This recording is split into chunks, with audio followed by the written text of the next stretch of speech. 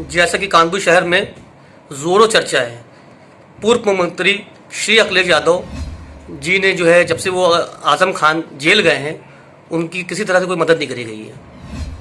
देखिए तारिक साहब, हम आपको सत्यता बताना चाहते हैं। माननीय अखिलेश यादव जी जब मुख्यमंत्री थे तो उन्होंने आजम खान साहब को 8 विभागों का मंत्री बनाया था। माननीय नेता मुलायम सिंह जी यादव मुख्यमंत्री हुए, उन्होंने भी 8 विभाग का उन्हें मंत्री बनाया था। और जब से आजम खान साहब जेल गए हैं और लगातार हमारे राष्ट्रीय अध्यक्ष श्री अखिलेश यादव लगातार उनके लिए आंदोलन कर रहे हैं। अभी थोड़े दिन पूर्व शाहिद साहब आपने भी देखा होगा कि साइकिल यात्रा भी निकाली गई थी, और साइकिल यात्रा जब निकली थी तो हम लोगों पे मुकदमे भी हुए थे, उस यात्रा में हम भी थे। तो आज जनता ये कह रही है तो ये जनता गलत कह रही है। और जनता क्या कह रही है, ये कांग्रेस पार्टी और बहुजन समाज पार्टी और भारतीय जनता पार्टी के लोग ये मुद्दा बनाए हुए हैं ताकि मुसलमान नाराज हो। हम आपको ये बता देना चाहते हैं आपके इस चैनल के माध्यम से, अभी आजम खान साहब जब भारतीय जनता पार्टी से का कोपभाजन का शिकार होकर जेल गए हैं, जेल में उनके साथ जो प्रताड़ना हुई है उसके वजह से उनको कोविड हुआ। कोविड में सिर्फ एक आदमी श्री अखिलेश यादव उनके लिए मेहनत करते रहे, उनके लिए इलाज के लिए अच्छी से अच्छी दवाएं मुहैया कराई और लगातार वैधानता में आते जाते दिखे और डॉक्टरों को भी अपने संपर्क में रखा। इससे बड़ी बात क्या होगी, उनके परिवार के लोग आजम खान साहब के बेटे, आजम खान साहब की वाइफ इस बात की तारीफ कर रही हैं कि माननीय अखिलेश यादव जी ने आजम खान साहब की जितनी मदद की वो काबिले तारीफ है। और मैं आप लोगों को ये बताना चाहता हूं कि आजम खान साहब ने अगर पार्टी के लिए योगदान दिया है तो हमारे राष्ट्रीय अध्यक्ष श्री अखिलेश यादव जी ने इस स्थिति में, इस आपातकालीन स्थिति में, इस महामारी में वहां अस्पताल जा जाके उनकी मदद की, उनका साथ दिया।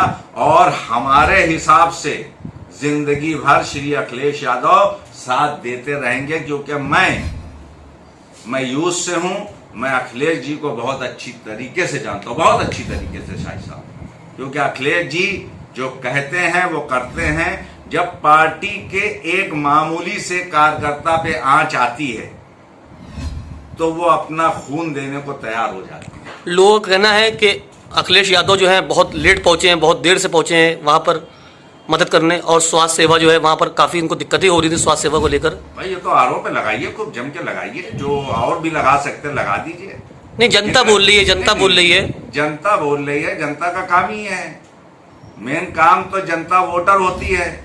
वोटर हमारा सॉलिड है, समाजवादी पार्टी को मुसलमान वोट देगा और देता रहा है। आपको इसकी जीती जागती मिसालें हैं। अब ये दूसरी पार्टी के लोग, Bharatiya Janata party, Bahujan Samaj party, Congress party के लोग ये सब अफवाह उड़ाते फिर रहे हैं ताकि ये वोट बैंक मेरा हो जाए। ये कतन नहीं होगा। तुमने करा क्या मुसलमानों के लिए? मुसलमानों के लिए अगर किसी ने किया है, ये सच्चाई है शाहिद साहब, ये सच्चाई है। मुसलमानों के साथ अगर किसी ने कुछ किया है वो सिर्फ माननीय मुलायम सिंह यादव जी हैं, श्री अखिलेश यादव जी हैं, जो हमेशा मुसलमानों के लिए कार्य करते हैं। और इसी बात की जीती जागती मिसाल है। आज अखिलेश यादव जी से हर धर्म, हर जाति के लोग विश्वास करते हैं। अखिलेश जी ने ना हिंदू देखा, ना मुस्लिम देखा, ना सिख देखा, ना ईसाई देखा। किसी भी इंसान पे कोई आपदा पड़ी, अखिलेश यादव जी खड़े हुए। रोड बनाने का मामला हुआ तो अखिलेश यादव जी खड़े हुए।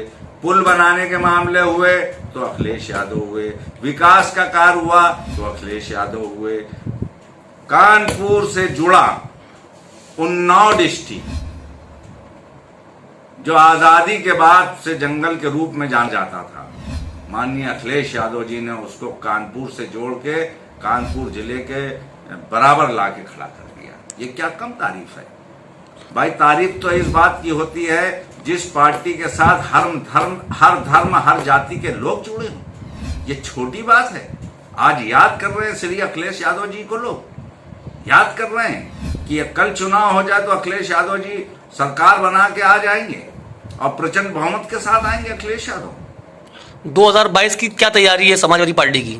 2022 की तैयारी सिर्फ इतनी है कि पार्टी के कार्यकर्ता मेहनत कर रहे हैं, जनता तक जा रहे हैं, जनता के लिए कार्य कर रहे हैं, और जनता का जब कार्य होगा जनता को लोग सुख दुख में खड़े रहेंगे, पूछेंगे, और जनता जाहिर सी बात है आज याद कर रही है समाजवादी पार्टी को, और अखिलेश यादव जी को मुख्यमंत्री के रूप में देखना चाहती है जनता। शायद भाई इससे बड़ी बात क्या हो सकती है? आफ्ताब खान जी, मोदी जी ने देश के नाम संदेश दिया है और संबोधित किया है देश को, और जो मरे हैं कोरोना काल में उनको जो है श्रद्धांजलि दी है। इसके विषय में आपको क्या कहना है? मोदी जी ने श्रद्धांजलि दी है, जी, बहुत अच्छी बात है, श्रद्धांजलि देना चाहिए। हम लोग तो बहुत पहले दे चुके हैं और रोए भी हैं, काफी रोए, भावुक भी हुए, रोए भी हैं। रोना देश रोने के लिए तो बात यह है कि देश का हर नागरिक को पूरा अधिकार है रोने का। खूब रोइए लेकिन जान भी बचाइए।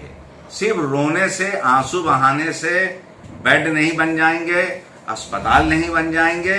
अगर हम भी रोने लगे, करें कुछ ना भाई, रोने के साथ साथ इंसानियत भी रखें कि आम जनता के लिए वैक्सीन का इंतजाम हो, अच्छे हॉस्पिटलों का इंतजाम हो, और सबसे बड़ी बात यह है जिस तरीके से मोदी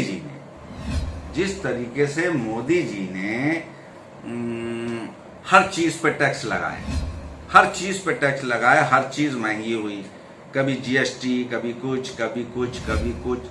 तो हम ये कहते हैं कि मोदी जी झूठ पे क्यों नहीं टैक्स लगाते हैं? अगर ये झूठ पे टैक्स लगा दें तो ये नेता लोग झूठ बोलना कम कर दें, इसलिए क्योंकि मेरे ऊपर टैक्स लग जाएगा, क्योंकि सबसे ज्यादा झूठे ये नेता होते हैं। झूठ मक्कारी इनसे सीखते हैं लोग। लोगों का कहना है कि जब मोदी जी की बहुत जरूरत थी देश को, जब वो चुनाव में व्यस्त थे, इस विषय में क्या कहना है आपका? देखिए, आज हम आपको सीधी बात बता दे रहे हैं। जब देश को जरूरत थी मोदी जी की, मोदी जी बंगाल के चुनाव में व्यस्त थे, और बंगाल के चुनाव में खूब मेहनत करा रहे थे अपने सारे सांसदों से, सारे पूरे प्रदेश से और सारे देश के सांसद वहाँ इकट्ठा थे, और वहाँ इतनी भीड़ इकट्ठा करे थे। आज यहाँ कानपुर में या उत्तर प्रदेश में कहीं 50 आदमी इकट्ठा हो जाते हैं तो वहाँ महामारी का मुकदमा तय कर दिया जाता है। तो हमें एडमिनिस्ट्रेशन से सीधे कहते हैं, जब उनको इतनी छूट दे रखी थी, यहाँ जरा से 50 लोग या 20 लोग अपने मौलिक अधिकार के लिए कोई आवाज उठाते हैं तो उन पर मुकदमे कर दिए जाते हैं। तो ये नेताओं पे मुकदमे क्यों नहीं हो रहे हैं? ऐसी क्या कारण है जो इनके ऊपर मुकदमे नहीं हो रहे हैं? आम जनता कोई जरा सी अपना आवाज उठाना चाहती है, कोई अपनी बात रखना चाहती है तो उसको पर मुकदमे तय कर दिए जाते हैं। और ये वहां बंगाल में इतने दिन गुल खिलाते रहे, ना इनके ऊपर कोई मुकदमा हुआ, ना इनके किसी विधायकों पे मुकदमा हुआ, ना अमित शाह जी के ऊपर कोई मुकदमा हुआ, ना मोदी जी के ऊपर कोई मुकदमा हुआ। मुकदमे के तो असली हकदार ये हैं। आफ्ताब खान जी, मेरा अंतिम प्रश्न ये है कि आप 25 से 30 साल से समाजवादी पार्टी और भी क्या कहते हैं हर तरह से आप सक्रिय रहे हैं इस फील्ड में, क्या आपकी 2022 में आपका चुनाव लड़ने का कुछ सोच रहे हैं? क्या कुछ सोचना है, कुछ करना है आपको कि नहीं? तो ये भी जनता कह रही है जी, जनता का ये सोच रही, जनता ऐसा सोच रही है कि आफ्ताब खान जी शायद ये काम कर रहे हैं। कोरोना काल में पिछली बार भी आपने काम किया जनता के बीच में, इस बार भी आपने काम किया, तो क्या आपको कुछ आपकी विचार है चुनाव लड़ने का 2022 में? देखिए, हम आपको सबसे पहले एक बात महत्वपूर्ण बता देना चाहते हैं। 20-22 साल का राजनीतिक कैरियर है मेरा, 20-22 साल का। आफ्ताब खान ने अगर आज तक किसी विधानसभा से आवेदन किया हो जो एक चोर की सजा हो, वो आफ्ताब खान की सजा हो। मैं 2022 में चुनाव कतन नहीं लड़ूंगा, यदि मैं 2022 में चुनाव लड़ूंगा तो जनता के बीच में यह संदेश जाएगा जो ये 20 में और 21 का कोरोना काल में हमने कार्य किए हैं, तो अब इस लालच में किए हैं। मैं अगर 22 में चुनाव में आ जाऊं मैदान में तो जनता मुझे वोट की जगह सजा दे। मैं चुनाव कतन 2022 में नहीं लड़ूंगा। हाँ, यदि मैं बुढ़ा हो जाऊंगा, समझदार हो जाऊंगा, सूझबूझ वाला हो जाऊंगा, जब जरूर चुनाव लड़ूंगा, लेकिन 2022 में कोई चुनाव नहीं लड़ूंगा। ये एक पठान की जबान है। 2022 समाजवादी को आप किस तरह से देखते हैं? जीत के रूप में, किस रूप में कहते हैं? ऐसी बात है, हम तो अपनी सत्ता बनी देख रहे हैं, सरकार बन चुकी है 2022 में अखिलेश यादव जी की। अब बचा क्या? हम कामना करते हैं आफ्ताब खान जी, राष्ट्रीय महासचिव समाजवादी पार्टी हमारे साथ थे, जो कि हमारे साथ जुड़े हुए थे। धन्यवाद।